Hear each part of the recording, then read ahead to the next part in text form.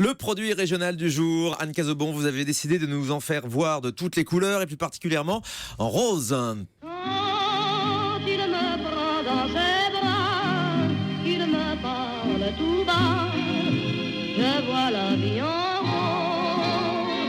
Mais oui, aujourd'hui on a décidé de dire un grand oui à la vie, de se concentrer sur le beau, le vivant, ce qui nous émeut, ce qui nous donne de l'espoir, ce qui nous fait vibrer. C'est l'histoire d'une naissance que j'ai envie de vous raconter aujourd'hui, une naissance qui ne date pas d'hier. Elle se passe au XVIIe siècle. On ouvre donc le journal à la page carnet rose de l'époque.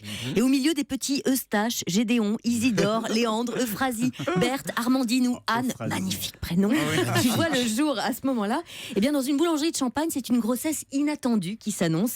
Pas de polichinelle dans le tiroir, comme on dit en France, mais une brioche au four, comme disent les Anglais dans leur pays et dans leur langue, pour parler d'une femme enceinte. Ah oui, c'est imagé. To have a bun in the oven. Ouais. Bon, on n'a pas tout compris jusqu'à présent, Non, Anne. c'est normal. Comment est-ce qu'une boulangerie peut être enceinte en fait? Thomas, vous savez comment se font ces choses-là. Je vais quand même pas vous faire un dessin, si. allez-y. J'ai l'impression qu'il faut qu'on reprenne les fondamentaux. Remettez la musique du jazz de tout à l'heure. Alors, des boulangers champenois se demandent donc comment utiliser la chaleur de leur four après le défournage du pain. Ce qui est un peu terrible, c'est que déjà à l'époque, on est dans une espèce de recherche de rentabilité à tout prix, de rendement. Que faire d'un four qu'on a mis des plombes à allumer une fois qu'on en a retiré le pain et qu'il est encore brûlant? Bonne question. C'est un peu comme pour la Turgould, souvenez-vous, je vous en ai parlé la semaine dernière, cette sorte de riz au lait normand que l'on fait cuire de la même manière dans un four brûlant que l'on éteint directement après avoir enfourné le plat. Eh bien, nos boulangers champenois ont donc une idée de génie, créer une forme de pâte spéciale qui, après avoir subi une première cuisson, serait laissée dans le four à pain où elle finirait de sécher en fait. Et attention, breaking news, c'est de là que vient l'origine du mot biscuit. Biscuit, cuit 2 fois. C'est donc le premier biscuit. Voilà, je vous glisse ça juste avant le week-end, histoire de briller dans vos dîners ou barbecue. Non, ne me remerciez pas. On en apprend tous les jours dans cette émission. Bon, ça ne nous dit pas pourquoi est-ce que ce biscuit de Reims est rose. Je vous remercie de poser la question. Alors ici, pas d'histoire de couleur préférée, encore moins de théorie du genre. Le rose est à tout le monde, hein, c'est dit. Voilà, d'autant plus qu'à l'origine, le gâteau était blanc. En fait, nos boulangers champenois ont voulu aromatiser la pâte à la vanille.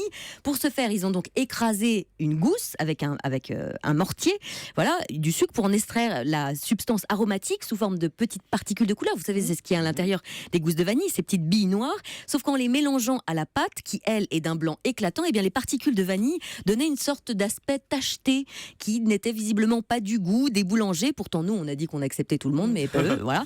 Du coup, ils ont eu l'idée de masquer cette forme de pigmentation avec un peu de colorant rouge.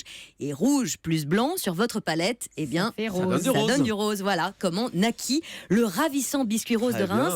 Alors depuis, sa recette reste inchangée, tout comme sa méthode de fabrication, qui conserve la double cuisson donc pratiquée à l'origine. Alors je vous propose de tester ces biscuits roses au caractère bien trempé, comme vous Thomas. Voilà, donc décidément c'est tous les jours. Je vais vous le faire passer. Avec plaisir. Alors il y a plusieurs options pour le consommer. On peut le manger sec ou imbibé, comme certains d'entre nous dans ce studio. Alors donc si vous choisissez de le consommer sec, c'est un peu à vos risques et périls, voilà, je dirais. Autant quand même s'assurer que quelqu'un à côté de vous a son brevet de premier secours. J'ai perdu une dent. Là. On rogne comme un petit rongeur. À tout moment, quelqu'un peut vous faire une petite méthode de Heimlich. Vous savez, c'est ce point qu'on appuie comme ça sur le sternum si vous avez quelque chose de coincé dans le gosier. Mais c'est pas mauvais. C'est bon. Voilà. C'est bon, même sec. Hein. Donc c'est croquant, voilà, même sec. On a un petit côté régressif comme ça, proche du boudoir, hein, du bébé qui se fait les dents et qui rogne son biscuit. Et puis vous avez la deuxième option.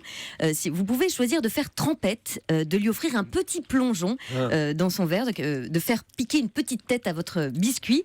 Sa chance, c'est qu'il reste entier pour le bonhomme des gastronomes quand on le mélange à un liquide. Vous n'aurez pas à vivre ce grand moment de solitude où dans votre flûte de champagne, vous trempez un biscuit rose qui entre en décomposition avancée devant l'ambassadeur et sa femme dans un cocktail chic.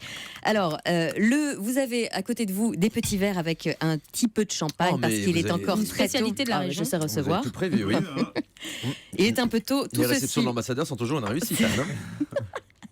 Alors donc qu'est-ce qu'on fait? On trempe le biscuit rose dans le champagne. Exactement, on trempe le biscuit. Voilà. Je ne m'enlèverai pas. C'est encore meilleur si le champagne est assez sucré façon longtemps, demi-sec. faut que ça devienne mou ou parce que là Anissa elle est en train de le noyer. Elle en perd la moitié dans le verre. Bah oui, mais bon, il faut que ça ramollisse, non? Exactement. Ah merci. Anne. Mais normalement, il est de très bonne composition et il doit rester en entier ou presque. Voilà. Ça peut virer en mode fondu savoyarde à tout moment. Je suis en train de m'étouffer. On peut également tremper le biscuit rose dans du du vin rouge. Ça se fait beaucoup. Dans du vin rouge, Ah, le des champagne, coteaux c'est quand même champenois, top, hein. comme le bousy rouge, par exemple, pour le ramollir. La double cuisson vraiment du biscuit rose permet de normalement le garder bien entier quand il entre en contact avec un liquide. À partir de là, tous les coups sont permis. Hein. Le terrain de jeu est immense. On peut jouer avec tout cela en faisant par exemple une charlotte aux fruits sur Twitter. On a des personnes qui nous parlaient de tiramisu aux fruits rouges. Les copains d'Europe 1, effectivement, qui ont tweeté ça. Voilà, avec des biscuits roses de Reims. Alors aujourd'hui, il y a une seule et unique entreprise qui règne sur la galaxie du biscuit rose, et pour cause, elle est la seule et unique dépositaire du savoir-faire de l'appellation. Ils ont même poussé le vice jusqu'à peindre leur usine en rose bonbon. Il s'agit de la maison Fossier.